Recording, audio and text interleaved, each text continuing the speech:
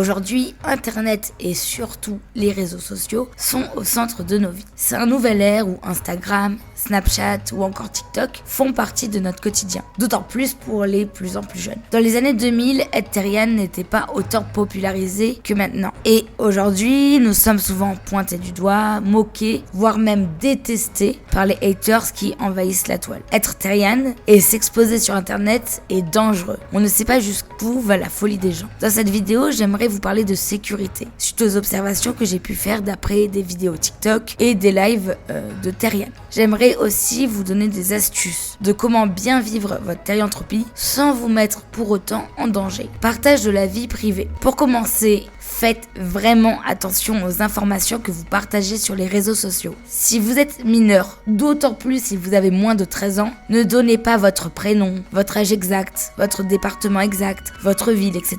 ou à vos risques et périls. Sur un de mes lives, un jeune a commencé à parler de ses difficultés scolaires ainsi que de son collège en le nommant publiquement. Un hater peut récupérer toutes ces informations et s'en servir pour vous faire du mal ou même pour vous faire chanter. De même pour votre visage, portez des masques et ne vous montrez pas à la vue de tous. C'est vrai, dans notre société actuelle, beaucoup se montrent sur Internet. C'est devenu la norme. D'ailleurs, quand moi-même j'étais adolescente, rien que le fait de partager une photo floue de nous était vu comme quelque chose de oufissime. Même si c'est horrible à dire, il y a des dégénérés partout. Même un terrien qui a l'air très sympathique peut cacher une personne mal intentionnée. C'est aussi pour ces raisons que j'évite de faire monter des mineurs sur mes lives. Attention aux haters. Deuxième point qui rejoint un peu le premier, faites attention aux anti-terrianes. Ils ont l'air stupides et ridiculement emplis de haine, mais ils restent des individus mal intentionnés ayant l'objectif de faire consciemment du mal. On ne sait pas jusqu'où ils peuvent aller. On m'a déjà dit à plusieurs reprises, je vais te trouver, je vais te vio,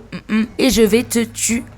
Juste parce que je fais des vidéos sur la terrianthropie. Et encore, moi je prends pas ces menaces au sérieux, car ces haters ne savent absolument rien de moi. Je partage pratiquement aucune information privée. Je ne montre également pas mon visage sur les réseaux. J'ai 30 ans également, donc en fait ça m'en touche une sans faire bouger l'autre. Mais si vous êtes mineur, sensible et que vous vous exposez trop sur les réseaux, ça peut devenir angoissant voire même dangereux pour vous. Faites vraiment attention avec qui vous échangez. Se montrer sur les réseaux. Je vais dire quelque chose d'affreux, mais faites attention aux prédateurs. Parfois, je vois des vidéos de quadrobiques, d'enfants, en tenue courte, en jupe ou en short. Bien sûr, vous n'êtes pas en tort. La victime n'est jamais en tort, même si elle se balade avec des plumes coincées dans les fesses. Mais les pédos existent, et ce genre de vidéos peuvent les attirer. Portez toujours un masque lorsque vous faites des vidéos de quadrobiques pour garder votre anonymat. Ne portez pas des vêtements trop courts ou moulants sur les réseaux. Faites attention aux poses que vous prenez et restez en sécurité. Les rencontres terrianes. Ensuite, je sais que beaucoup rêvent de faire des rencontres terrianes, et moi de même. Mais là encore, faites attention. Vous ne savez jamais sur qui vous pouvez tomber. Quand vous souhaitez faire une rencontre, prévenez toujours vos parents. Dites-leur où vous allez et avec qui. Et gardez votre téléphone toujours à proximité. Si vous avez moins de 15 ans, il est préférable que vos parents vous accompagnent. Donnez toujours rendez-vous avec la personne dans un lieu public avec du monde. Même si les participants sont très gentils, restez quand même vigilants au début. Si quelque chose vous met mal à l'aise, dites-le aux organisateurs de la rencontre. Si vous vous sentez mal, rien ne vous oblige à rester. Dites simplement que vous vous sentez malade et écoutez votre intuition. Les gears en public. J'aimerais aborder avec vous le danger des gears en public. Comme je vous le disais avant, chacun doit être libre de se vêtir comme il le souhaite. Les gothiques, les punks, les lolitas, les hippies ont le droit d'exister. Si vous portez des oreilles et une queue est un kiff pour vous, faites-le. Mais faites attention, car vous allez prendre des critiques dans la rue ainsi que des regards noirs. Si vous sentez que vous supporterez le jugement des autres, alors faites ce qui vous plaît. Mais si vous êtes sensible aux moqueries, ne le faites. De même, ne portez pas vos gears à l'école. Déjà, renseignez-vous sur le règlement scolaire